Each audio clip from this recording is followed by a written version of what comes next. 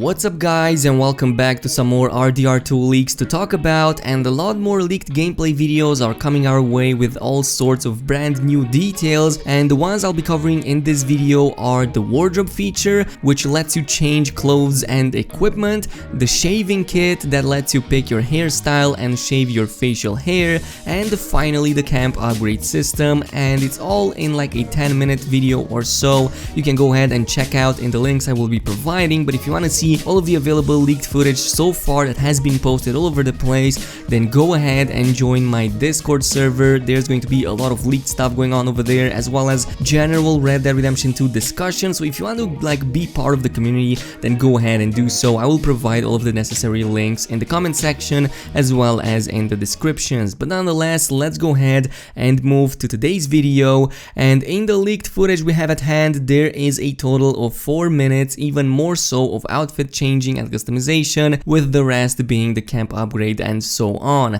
The main wardrobe window features roughly 17 subsections for literally every single piece of clothing imaginable and all the required accessories. So we have everything from full outfits to coats, pants, hats, boots, and even gloves, bandanas, full face masks, satchels, spurs, and so on. In the case of outfits, which are the first to appear at the top of the list, you'll be able to wear all of those pieces available in them, or combine individual pieces with other parts from other outfits or pieces of clothing you already own. Some of the outfits in the beginning of the game can be seen in various gameplay footage that has been officially revealed by Rockstar Games, including the gunslinger outfit, which contains that blue shirt you can see Arthur wearing through various clips, and it comes in several variants as well, including a default one which features the full outfit as well as a leather jacket, a summer version without the jacket itself, just the shirt,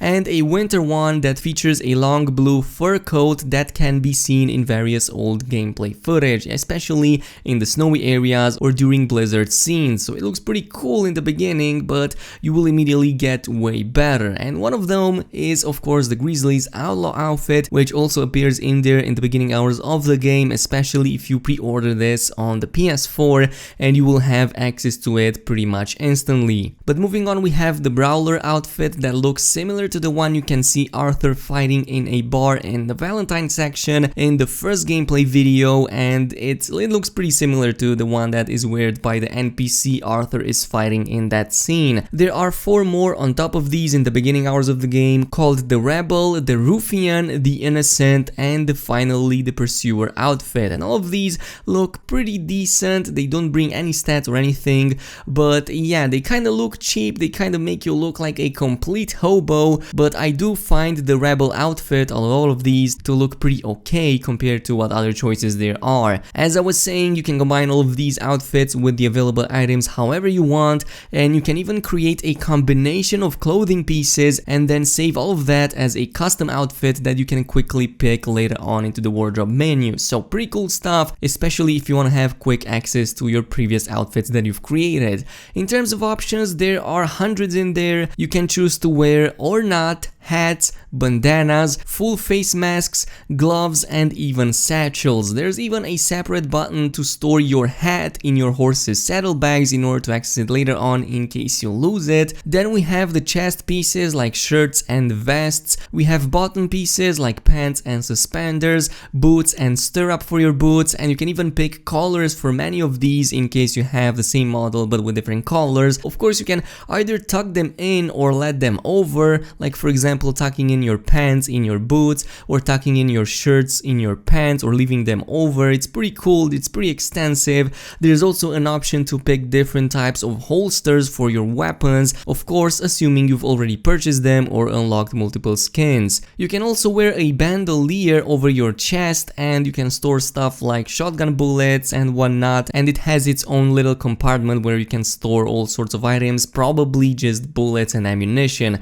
Finally, we also have the gloves, by the way, and they come in multiple shapes and forms and materials and colors and everything imaginable. We have normal full hand ones, we have finger cutouts, and they make Arthur look pretty freaking badass, especially the ones with cutout fingers. They make it look really awesome. It kind of reminds me of Nico Bellic from the Grand Theft Auto 4 series. But moving on, we have the shaving kit, and this is basically the one you'll be using in order to shave your beard or like stylize it, as well as your hair at your local camp. You access this at your own tent using the yellow mirror on it, and here you can either trim individual parts of the hair and beard or choose from pre-made ones. So if you don't feel like shaving each individual part, you can pick already pre-made ones. For the facial hair, there's an option for mustache, one for chin, and another one for sideburns. So it's pretty extensive, and you can also enter in each and every single one of those. On the button you will see a meter from 1 to 10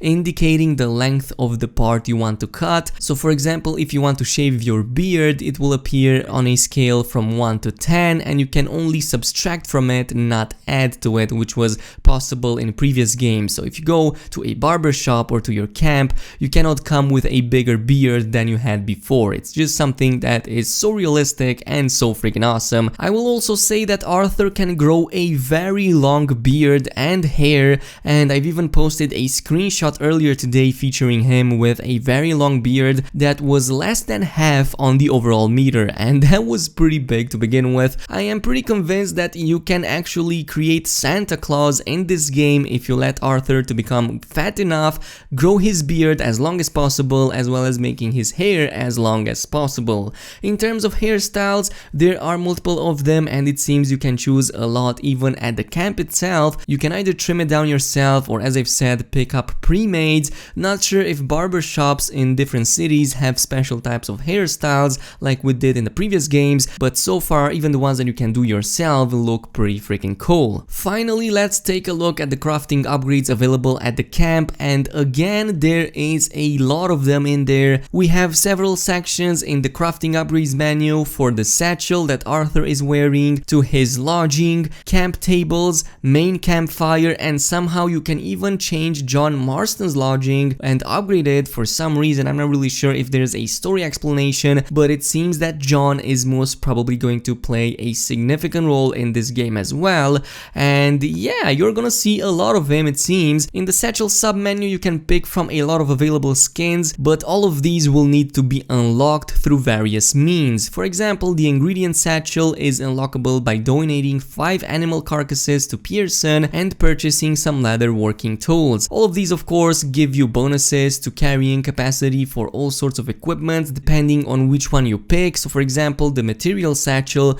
will give you bonus increase to storing materials, or ingredient satchel will give you bonus to storing ingredients, and so on. Finally, there is also a Legend of the East satchel that greatly expands the carrying capacity of all of the available item types, and it requires you to craft all of the previous existing 6 satchels. So yeah, this is most probably going to be something you'll want to do. You will most probably want to donate as much as possible to the camp itself in order to unlock all of these, so it's definitely gonna be worth it because it greatly increases the capacity. Oh, and by the way, it looks like the satchel that Arthur carries upon himself on his side cannot be removed, as it's kind of like a core mechanic of the game. You pretty much store everything you can gather in it, from animal parts, plants, ingredients, materials, consumables, and so on. In terms of lodging, which in the footage available sees both Arthur's and John's lodging being options you can upgrade, we have stuff like adding trophies at the top of the tent, like an animal skull. You can upgrade the living quarters by adding a chest next to your bed, presumably to store more items in it. You can also add a skin table cover or rugs on the ground. The chuck wagon also has various upgrade options for it, including a pronghorn skull trophy to customize it,